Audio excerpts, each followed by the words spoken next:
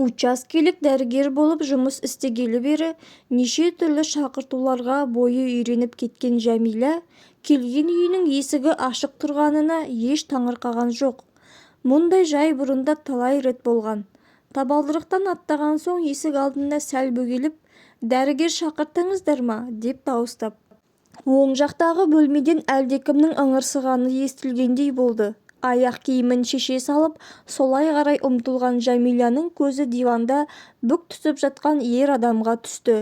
«Мұның не болды? Қай жеріңіз ауырып тұр?» деп бастырмалата қойған сұрақтарын естігеннен білдіргендей ыңырағына болмай, оның сөйлеуге шамасы да келмеді. Дереу тонометрін шығарып жатып, «Қап, медбикеге тезірек кел демегенімді қарашы. Мына кісіні жалғыз өзім орнынан да қозғай алмаймын ғой», деп ойлаған Жәмила оның тоқыма күртешесінің жеңін қайырып, қан қысымын өлшей бастады. Қан қысымы бұл жас шамасындағы адамдар үшін аса қатты көтерілмеген сияқты. Сонда бұл кісіні бебеуліктен қандай ауру болғаны? Бөлмеде әлдебір жағымсыз иіс байқалған соң айналасына барлай көз тастаған төсектің астынан кір жуатын шылапшанның жиегі көрініп тұр екен. Қолқаға тиген иіс те сол жақтан шығатын сияқты. Түсінікті болды. Әлденеден уланған ғой. Жәмила жағдайды дереу өз учаскесіндегі кезекшіге хабарлап, одан жедел жәрдем станциясына телефон шалып, бригада шақыртты да өзі жан ұшыра жүгіріп жүріп марганцовка ерітіндісін дайындап әкелді. Енді науқасқа бұл ерітіндіні ішкізу керек, бірақ қайтып. Оның ерітіндіні ішпек түгілі басын көтеруге шамасы жоқ екенін де өзі көріп тұр. «Шыдаңыз, сәл шыдаңызшы», деді амалы құрып, жалынышты үнмен. «Қазір жедел жәрдем келеді». Сол кезде өкіліп ақылап 5-ші қабатқа әзер көтерілген медбике үй ішіндегі жанталасты көріп есі шығып кетті. Екеулеп жүріп науқасты отырғызып аузына ыдысты тосып «Ішіңіз, ішіңіз» деп қосарлана айқайлап жүріп, әйтеуір бірнеше рет жұтқызды. Сәл демін алдырып, ыдыстағы тағы аузына тақады. «Тағы кішкене ішіңізші, тым болмаса 2-3 рет ұрттаңызшы». Науқас тап қазіргі кезде мына шақырып қойған екі әйелден жақын жанашыры жоғын әлдебір түйсінгенмен сезінді де, осылардың ыңғайына көніп, аузын аша бергенде лоқсып, алғашқы ішкен суы кері ақтарылды. Ішіндегі ащы запыраннан біршама арылып, бойы сәл жеңілдеген науқас өз жағдайының мәз еместігін, өмірі қыл үстінде тұрғанын түсінген болуы керек. Қасында шыр-пыр боп жүрген дәрігерге «Құтқара гөр» дегендей жалбарына қарады.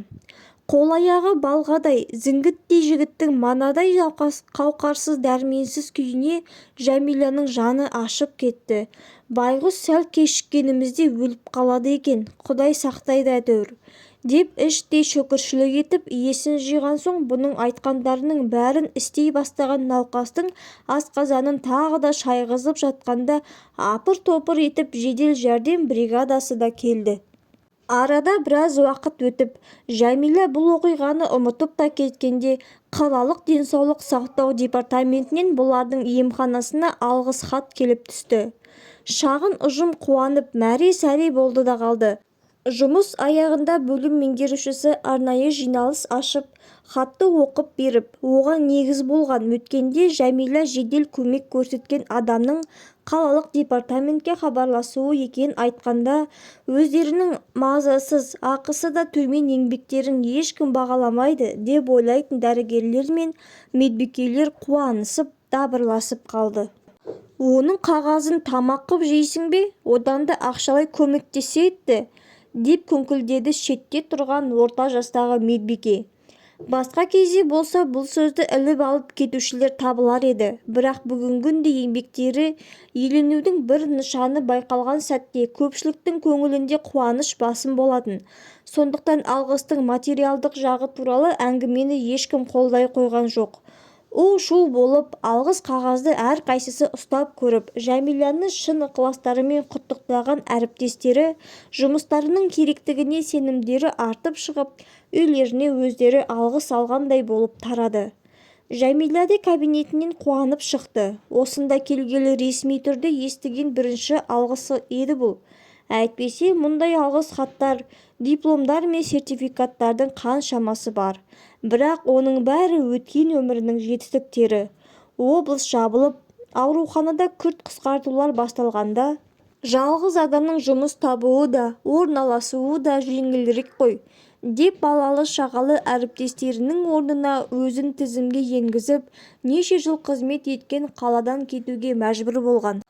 Өзім білім алған Қарағандыға барсам ба екен, әлде облыс орталығы Қостанайға кетсем бе деп ойланып жүргенде, анасындай араласатын көрші апаның «Шырағым, ел ауған жаққа құт та ауады» деген, «Сен не де болса жаңа Астана, Ақмолаға барсаңшы» деген бір ауыз сөзі себепші болып, бірер күнде жиналып осында тартып кеткен.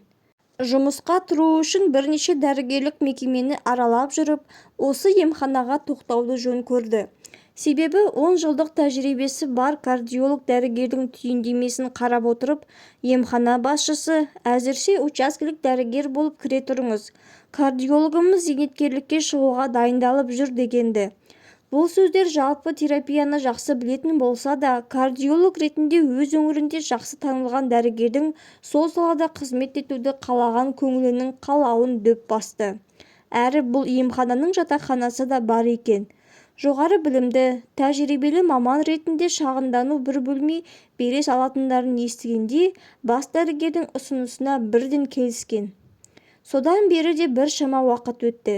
Бейтаныс қала, етене жақын араласатын дос, жолдас та жоқтың қасы болған соң, бұрын да бұйығы мінезді бұл тіпті тұйықталып бара жатқандай. Кейде іштей торығып, бір-бірінен айырмашылығы жоқ күндерден қашып кеткісі де келетін. Бүгінгі оқиға сондай сүреңсіз тірлігіне сәл де болса сәуле шашқандай. Аяқ асты өткен жиынды әріптестерінің құттықтауларын көз алдына елестетіп, күлімсіреп қояды. Автобустан түсіп, өзі тұратын жатаққа әдетінше үй-үйдің арасымен келе жатты. Жұмыс аяғы болған соң әрі-бері жүрушілер де көбейген шақ. Бәрі де өзі сияқты асығулы. Көңіліндегі қуаныш ерте түскен қыстың ызғарлы ауасын, ойдым-ойдым жолдың ыңғайсыздығын сездірмей, тіпті бұрынғыдай аулардың ықпал-жықпал қуыстарынан да қорықпай, ақырын ыңылдап келе жатыр. Жатақхананың сыртқы есігінің алдында гүл ұстаған ер кісі тұр екен. Өте беріп, көз сырын салып еді, оның күлімсірей бері қарай ұмсығанын байқап сәл кідірді. Өзіне сұраулы жүзбен қараған Жәмилаға жақындай беріп бейтаныс кісі, «Танымадыңыз ба?» деп тіл қатты. Жәмиланың танымағаны рас, бірақ бір жерден көрген сияқты. Бейтаныс кісі қысыла күлімсіреп, «Мені құтқарып қалып едіңіз ғой, осыдан 1 ай бұрын, есіңізде ме?» деді. «Иә, енді есіме түсті. Медбике екеуі асқазанын жуғызып, жедел жәрдемге салып жіберетін кісі ғой. Ой, сәлеметсіз бе, қалайсыз?» Жәмила қуана амандасты. Бейтаныс кісі қолындағы гүлін созды. «Мынау сізге». «Маған? Несіне әуре болдыңыз?» «Әуре болғаным жоқ. Қайта сізге келіп рахмет айтудың реті болмай, ұятты болып жүр едім. Бүгін сәті түсті. Ешқандай да ұят емес, жұмысым ғой. Дегенмен, сол күні сіз көмек көрсетпегенде аяғы жаман болады екен. Бірге болған әріптесіміз». «Солай, не дейсіз? Ой Аллай, сізді періштеңіз сақтаған екен ғой». «Сол періште сіз болдыңыз ғой деймін». Жәмиланың тұла бойы түршігіп кетті. Сосын өзіне ризашылығын білдіргелі келген кісіні есік алдынан қайтаруға ұялып, қысыла тіл қатты. «Үйге кіріп шай ішіңіз». Қонақ Ақмолаға Алматыдан қоныс аударған мемлекеттік қызметші екен. «Алғашқы болып біз көшіп келдік» деп мақтаныш сезіммен айтты. Жәмила тоңазытқышты ашып жауып, дастархан жасап жүргенде бір-екі рет көмектесейін бе деп ұмсынып қойған. Өзім деген бұған. Бұрын үй жұмысынан басымды ала қашушы едім. Қызық, қазір соны да сағынатын болыппын деп күле сөйледі.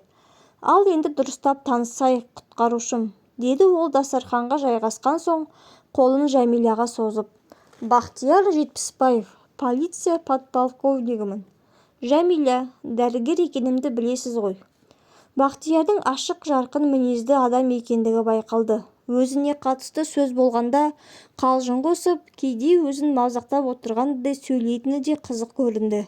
Сонау оқиға болатын күнді де солай түсіндірді. Өзі сияқты салт басты сабау қамшылар жиналып, Ақмоланың суығынан қорғану үшін осылай бой жылтатындарын, дүкеннен көзге түскен нәрселердің алып, апыл-ғұпыл жей салатындарын күле отырып әңгімеледі. Отбасымен тұратындар ыстық сорпа ішіп жалынса, біз амал жоқ, ақаң мен жылынуға мәжбүрміз. Аяғы сол, өзіңіз көргендей жайларға апарып соғып жатыр. Сіздің де жолдасыңыз бар шығар. Неге ертіп әкелмедіңіз? Сұрауын сұрағанмен қысылып қалды. Қонақ терезеге қарап отырып. Келген, бірақ кетіп қалды деді.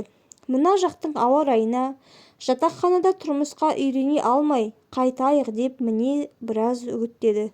Шыны керек, жұмысты тастап кетуге бірге келген әріптестерден ұялдым. Әрі қиындыққа шыдамай бәріміз қашатын болсақ, кім болғанымыз деген ойда маза бермеді. Не керек, қайтпайтынымды білген соң жалғыз өзі Алматыға кете барды. Сіз ше, қайдан келдіңіз? Кешіріңіз, бөлмеңізге қарасам ер адам тұрмайтын сияқты. Тұрмайды, әлгі орнын табады деген ертегіге сеніп қалған отырған қыз боламыз. Өзіне қанша рет қойылып, әбден мезі болған сұрақтың тағы да алдынан шыққанына ызасы келіп, әрі қарай ширыға сөйледі. Тіпті сіздікіндей кете баратын адам да біздің маңдайымызға жазылмапты. Осы кезге дейін налитын ем, енді қарасам, қиындыққа шыдамай, жарты жолда тастап кететін адаммен тұрғанша. Қонағының қабағы тұнжырап кеткенін байқап Жәмила кілт тоқтады. Ой, кешіріңіз, сіздің көңіліңізге тиіп кетті-ау сөзім. Кейде осылай ойламай айта салатыным бар, кешіріңіз. Әскерде қызмет еткен жоқсыз ба? Мерген екенсіз. Бақтияр ренжімегенін көрсетіп күлімсіреп қойды. Сөзің рас, несіне ренжімін? Сәл үнсіздіктен кейін әлдене айтқысы келгендей жігіт Жәмилаға көзінің астымен қарап қойды. Айтсам ба, айтпасам ба деп отырған сияқты. Ақыры үй иесіне салмақпен қарап, сіз басқаша ойлап қалмаңыз, деді тамағын кенеп. Мен бір қызық жайды байқадым. Отырған қыз дегеніңізге байланысты. Мектептерде, ауруханаларда осындай қыздар көп екен. Ана мемлекеттік қызметте ше, шеттерінен білімді, көрікті, істеріне мағым қыздар. Меніңше солар оқимын, жетілемін деп жүріп отырып қалатын сияқты. Біраз зерттеген сияқтысыз ғой біздерді. Жәмила сыңғырлай күлді. Бірақ өзі әбден запы болған тақырыпты әрі қарай дамытуға құлқы жоқ екенін білдіріп, әңгіме арнасын тез бұрып жіберді. Тіпті сөзінің қонағына қалай әсер ететінін ойлап та үлгермей, әлгінде ғана тілін тістей қалғанын да естен шығарып, оқыс сұрақ қойды. Сіз неге полицей болдыңыз? Бақтияр басын шайқап күлді. Сосын бұған тура қарап, жақсы көрген соң, деді. Милицияны мент дейтін.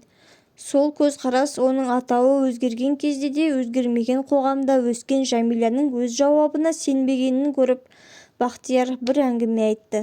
Жалқау, жарытып оқымаған бір туыс інісіне қазіргі кезде білімсіз, кәсіпсіз күн көрудің қиындығы туралы миына біраз нәрсені құйдым ғой, деп ойлап, сонда сен қалай өмір сүрмексің, деп ұрса, қойшы, тіпті болмаса милициялыққа барам деген екен. Өкінішке қарай қоғамымыздағы біздің мамандыққа деген көзқарас осындай. Ал мен бала кезден мақсат қойып, әскерден соң ішкі істер бөліміне бардым. Арнайы білім алдым, академияны бітірдім. Әлі де өсіп жетілу үшін бар күшімді салам. Кішкентай шеннен бастадым.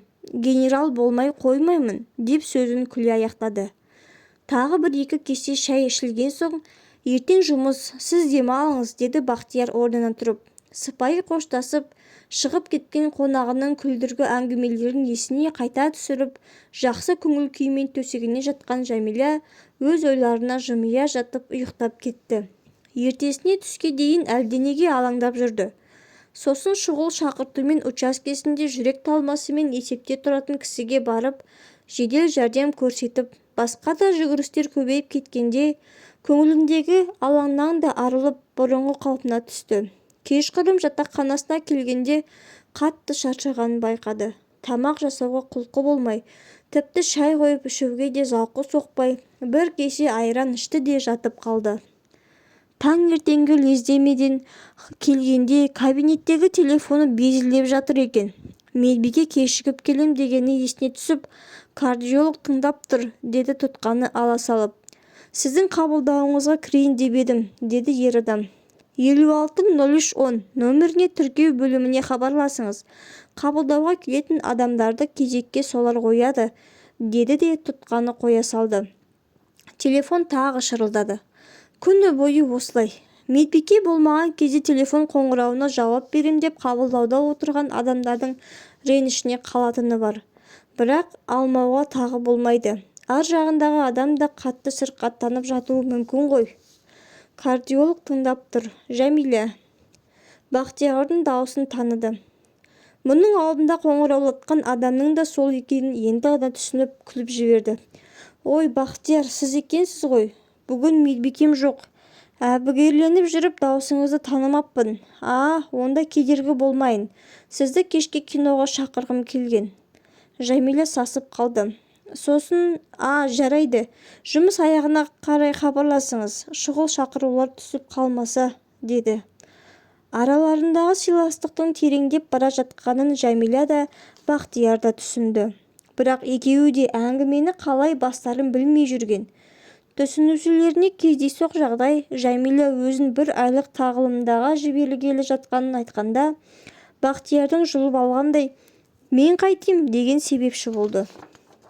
Жәмилә күліп жіберді. Бақтиярдың жас баладай шошынған түрі сондай күлкілі әрі аянышты еді. Шындығында осы тағылымдама туралы естігенде кардиологияда күн сайын болып жатқан жаңалықтардан хабардар болу керектігін түсіне тұрған өзі де іштей Бақтиярды қимай, бас дәрігерге барып, басқа маманды жіберсеңіз қайтеді деп қинақпаған. Бірақ бастығы дәрігердің тағылымдамадан өтіп тұруы керектігін айтып, көнбей қойды. Міне енді амалсыздан жолға жиналып отыр. Үлкен жол сөмкесін ашып қойып, енжар қимылдап киімдерін жинап отырғанда Бақтияр келді. Вокзалға өзім апарып салам деген. Есікті ашып, состиып тұрып қалған бұны иығынан құшақтап өзіне қарай тартты да, сен ешқайда бармайтын болдың, деді құлағына сыбырлап. Мен келістім. Қалай? Кіммен? Бізді медициналық торап ашылған болатын. Соған меңгеруші боласың. Ертеңнен бастап. Бұрын басқа қызметтерге шақырғанда, мен кардиологпын ғой, деп бас тартатын Жәмилә бұл жолы қуанғаны сондай, жігітті құшақтай алды. Қызды аймалай сүйген Бақтияр оны көтерген қалпы төрге озды. Тұла бойы майдай еріген Жәмилә оның сыбырлаған сөздерінің бірін естіп, бірін естімесе де, батыл қимылдарына еш қарсылық білдірмей ыңғайына икемделе берді. Бар дүниені осы уақытқа дейін шеңберінен шығармаған ұстанымын да, қызметті де, басқа жайларды да ұмытты. Лықсып-лықсып келіп жатып ыстық толқындардан жан дүниесі рақат күй кешіп, мына өмірден мүлде қашықтап кеткен оның бойында осы сәттің таусылмауынан басқа ешқандай тілек жоқ еді. 2-3 күннен кейін Бақтияр жалдамалы пәтерден жалықтым деп, мұның бөлмесінен көшіп алды. Екеуінің бір-бірінсіз ас ішпейтін, таңертең сүйісіп оянып, кешке қуана қауышатын ертегі өмірлері солай басталды. Отырған қыз, енді осылай екеулеп отырамыз ба? Бір жаққа шығайық та, деді бірде Бақтияр еркелей сөйлеп. Жүр киноға барайық. Жәмиләға салса киноға да, театрға да бармай, ұядай ғана бөлмесінде екеуінің құшақтасып отырғаннан артық бақыт жоқ. Әрі жұрт көзіне түсуден де қымсынады. Бақтияр сонысын байқаған болуы керек. Әдейі істегендей әбіресе әлдебір достарының үйіне қонаққа ертіп апарса, бірде серуенге барып шығып жүрді. Қай жерде өзін де еркін ұстайды. Өздерінің шын бақытты жандар екендіктерін паш еткісі келгендей, жайраң қағып, жарқылдай күліп, жұрт назарын өзіне бірден аударды. Қайда барса да қол ұстасып жүретіндерін Жәмилә да ұнатады-ақ. Сондықтан қарсыласпайтын болды. Ал серуендер кезіндегі әңгімелер екеуін жақындата түсіп, бірін-бірі тереңірек тани бастады. Бақтияр үйленгеніне айтарлықтай уақыт өтсе де, әлі балалары жоқ екенін айтты бірде. Бастапқыда жас болдық, баланы керек еткен жоқпыз да, деді Жәмилаға бейтаныс қалыппен өгіле сөйлеп. Келе-келе әлдене жетіспейтіндей-ақ алаңдай бастадық. Сөйтсек бала екен. Салып ұрып дәрігерлерге бардық, одан қалды түрлі емшілерге қаралдық. Бәрі дұрыс, күтіңдер деді, содан күтудеміз. Бұдан кейін екеуі ол тақырыпқа барған жоқ. Тек бірде ғана Бақтияр бала тақырыбының өз жанына қаншалықты бататынын байқатқан. Жәмила өзі перзентханаға жеткізген әйелді тағы қыз тудың деп күйеуі үйге шығарып алудан бас тартқанын айтып келгенде, ақымақ, бір балаға зар адамдардың бар екенін білмейді ғой, дегенді даусы дір-дір етіп. Сосын кілт тұрып, ештеңе деместен үйден шығып кетті. Жәмила оның бұл кетесінің немен аяқталғанын арада бірнеше күн өткеннен бірақ білді. Бақтияр сол бойы перзентхананың басшылығынан әйелдің мекен жайын сұрап біліп, үйіне іздеп барыпты. Күйініштен арақ ішіп жатқан күйеуінің басына суық суды ақтара салып, қызметтік машинасымен перзентханаға алып барыпты. Ең қызығы, әйел балаңа ие болмасаң маған өкпелеме деп шегелеп, сырттарыңнан учаскелік полицей тексеріп тұрады деп қорқытып кеткен ғой. Енді анау байқұстың бала жатқан арбаны әрі-бері сүйретіп, полиция бөлімшенің алдынан шықпайтыны туралы әңгіме емханаға жетіп, әріптесі бар оқиғаны бұрын рахаттана күліп отырып айтып берген. Оны тыңдап отырып Жәмила бала үшін оқыс әрекеттер жасаған Бақтиярға бір жағынан сүйінсе, екінші жағынан жүрегі сыздап, жаны ашып кеткенді. Содан бері бала тусам ғой, сәбилі болсақ қой деген ой қайта-қайта жылт ете қалып жүріп, ақыры оңашада жаратушыдан жалбарына сұрайтын тілегі болып, жүрегінің түбіне орнығып алған. Жастыққа басы тигенде де, таңертең оянғанда да, жолда келе жатып та іштей, жасаған Аллам, сәби сүйгізе көр деп қайталаумен болатын. Соның әсері де болар. Таяуда бір қызық түс көрді. Марқұм әкесі, мен болсам қасыңда жоқпын, мынау қаруың болсын, деп қолына балға ұстатып кетті. Дегенде Жәмила әкесінің түсіне кіргеніне қуанды. 7 нан пісіріп, жұмысқа ала барайын деп ойлаған. Кенет әлде бір ой келіп, пальтосын иығына іле салып, дәріханаға тура жүгірді. Жүктіліктің айқындайтын сынамағындағы ап-айқын 2 жолақты көргенде жүрегі атқақтап, бір отырды, бір тұрды. Телефонды әлденеше рет тере беріп өзіне тоқтау салды. Қой, әдемілеп дастархан жайып, кешке салтанатты түрде хабарлайын деп шешті. Кешке Бақтияр әйелінің Астанаға оралатын болғанын айтып келді. Сірә, күйеуінің басқа біреумен тұрып жатқанын естіген болу керек. Астарлы сұрақтар қойып, сыр суыртпағанына қарап солай ойладым деді. Бірақ ешқандай шу шығармай, бұдан былай бірге тұратынын ғана айтыпты. Әдетте бізде күйеуінің сезікті жүрісін байқаған әйелдер бірден басшыларға хабарласады, сосын қызметтен кеттің дей бер, деді әйелінің олай етпейтіндігіне риза болғандай. Бұған тап қазір алдында ата-анасынан ұят, мені ұлындай көреді, әйтпесе ажырасып кетер едім, алыстап кеттік, арамызды жалғап тұрған бала да жоқ, деп сөйлеген және жүрдім бардым емес, өзінің ішкі дүниесін үңілгендей болып, нық сеніммен айтатын адам емес, бөтен біреу отырғандай көрінді.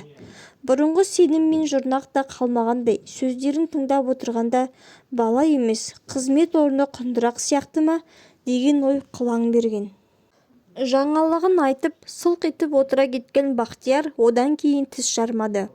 Жәмилада ішкі ойымен арпалысып, біресе өзінің оған некелі әйелі емес екендігі еске түсіп, өксіп, біресе сезім жетегінде еріп осындай жайға тап болғанына күйініп, ләм деп жақ ашпады.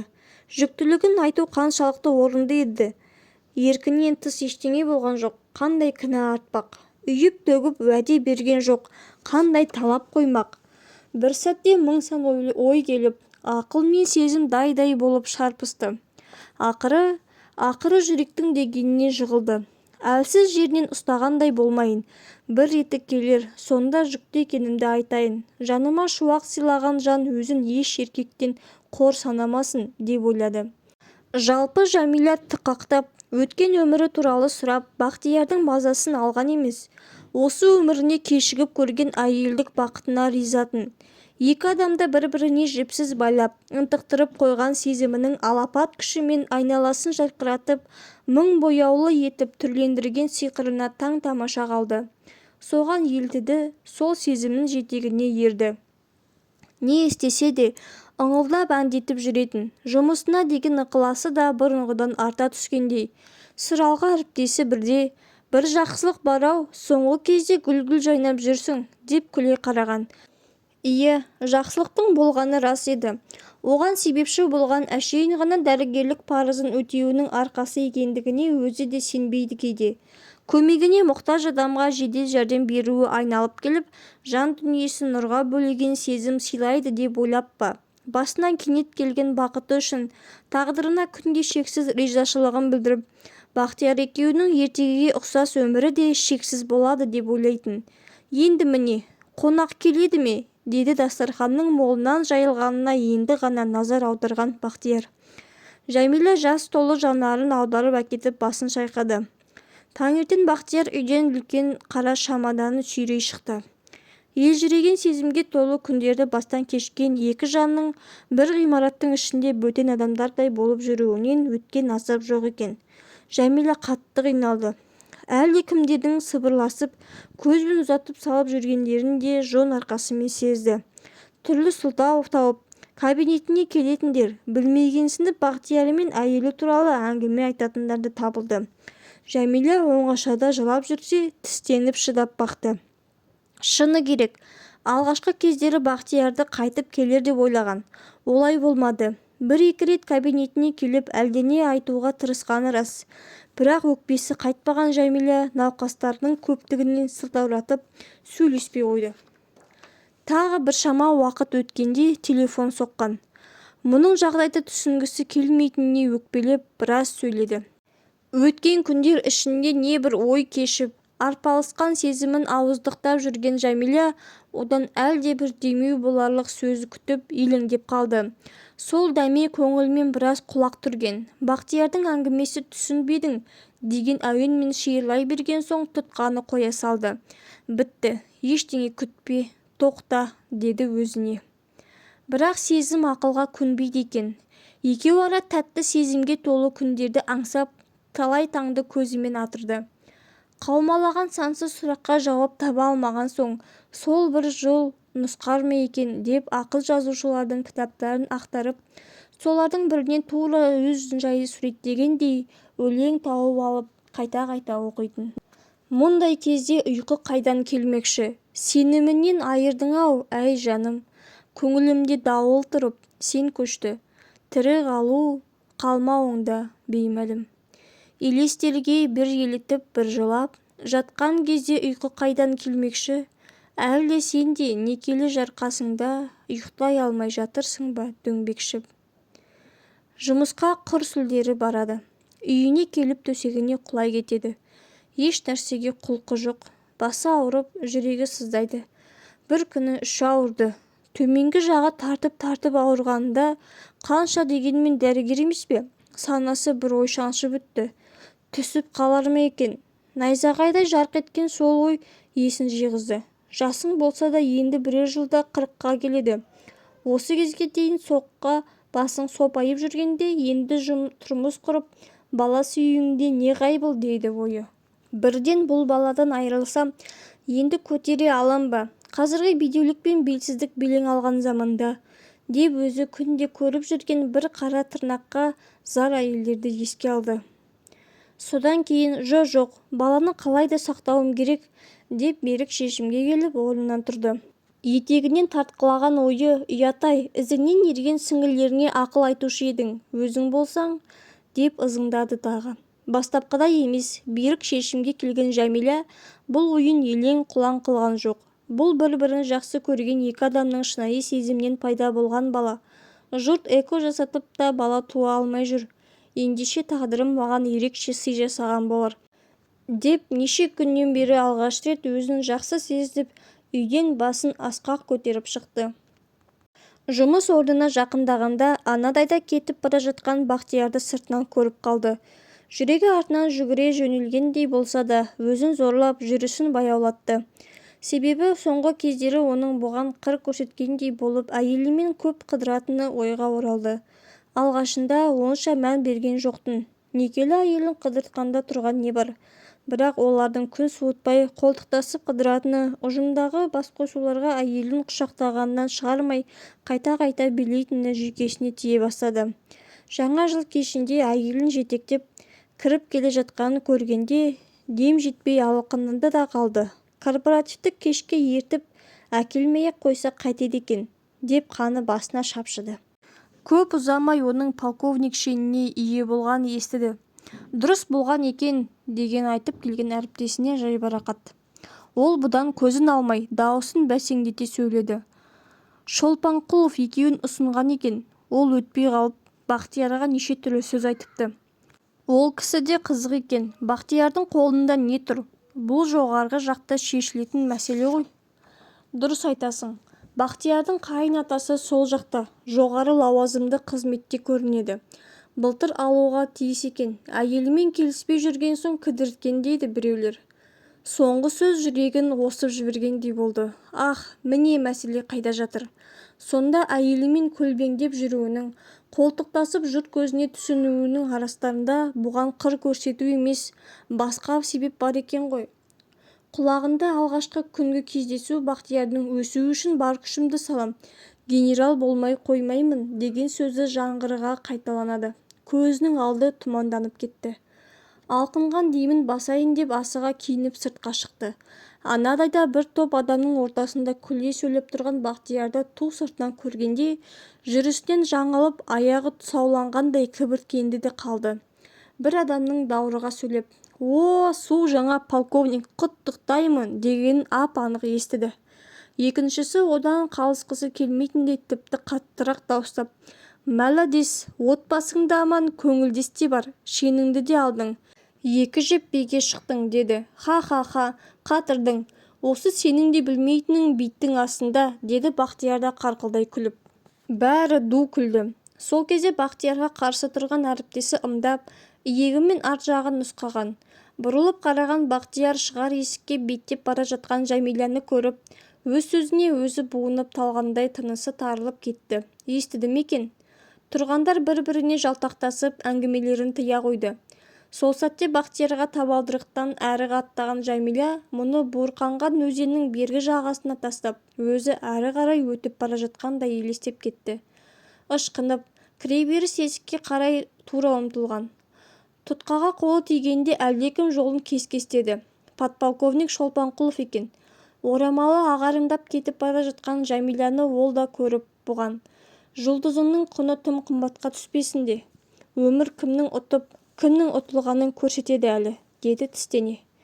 Көп ұзамай Жәмилә бұрынғы емханасына ауысып кетті.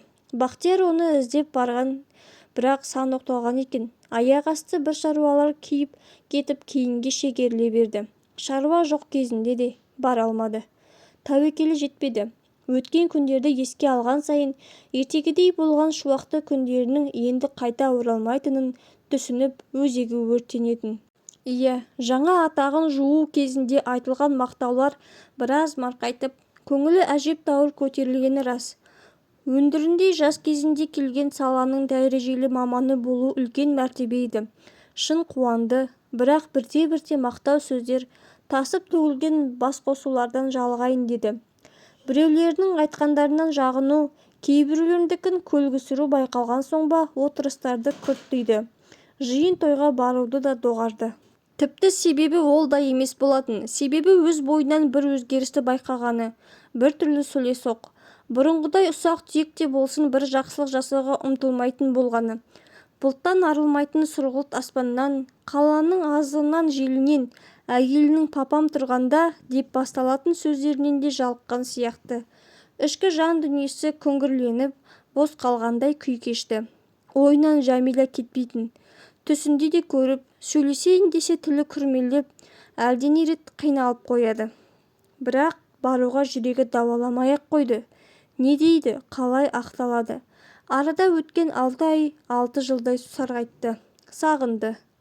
Сөйтіп жүргенде оны ойда жоқта кездестірді. Әйелі екеуі театрға барған. Киімдерін алайын деп тұрғанда анадайда Жәмиләнің бір әйелмен сөйлесіп тұрғанын көрді.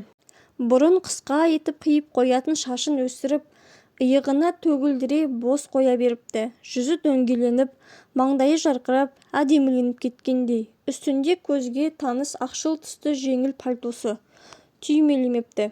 Мойнына орай салған жұқа шарфтың астан томпиып тұрған ішін көріп, тұрған орнында қатты да қалды. Іші ұлып қоя берді.